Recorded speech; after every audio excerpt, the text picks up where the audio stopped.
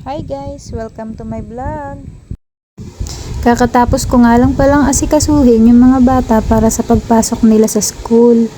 At inihatid na nga sila ni Mr. sa school.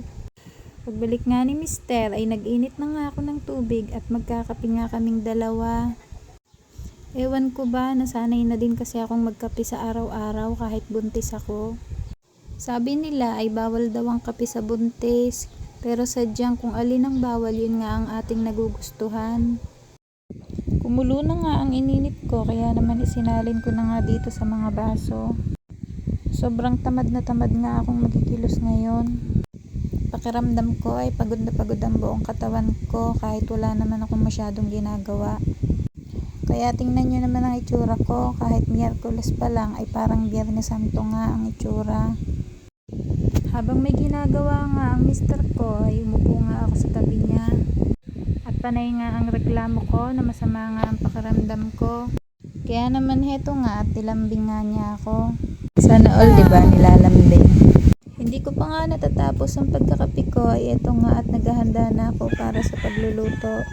Maaga kasing papasok ang mister kaya naman maaga akong magluluto ngayon. Eto nga at naguhugas na ako ng pangsalang kong sinaing. Habang nagsasalang ako ng sinaing ay lumapit ang mister.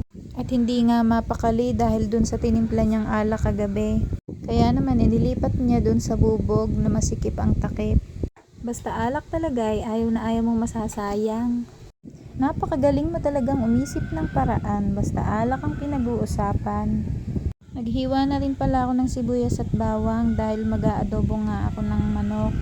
Para may pang-ulam ang mister bago umalis ng bahay. Ginayat ko nga din pala muna ng maliliit itong manok. Mas gusto ko kasi na maliliit ang hiwa ng manok sa kahit ano pa ang luto.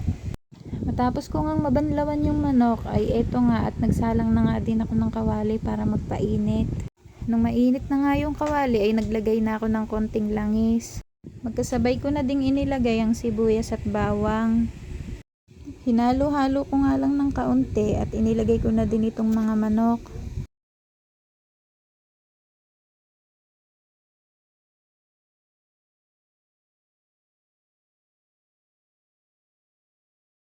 Pagkatapos ko ding mailagay itong mga manok ay hinalo-halo ko din muna. At habang hinihintay kong lumambot yung manok ay nag-utay-utay na nga akong magligpit dito sa aming salas. Mahahalata nyo nga na tamad akong kumilos dyan. Pakiramdam ko kasi talaga ay napakasasakit ng mga kasukasuan ko. Kaya naman eto ako at lambot na lambot. Ganito yata talaga kapag malapit ng mga anak. Lahat ng sakit ay mararamdaman mo at mapapagod ka kahit wala ka namang ginagawa. Binalikan ko nga muna itong niluluto ko at tiningnan ko kung malambot na. At nung malambot na nga ay naglagay na ako dito ng toyo. Pag nga pala nagluluto ako ng adobo ay mas gusto ko yung maraming toyo. Kaya dinadamihan ko ang paglalagay. Nilagyan ko din ng kaunting suka.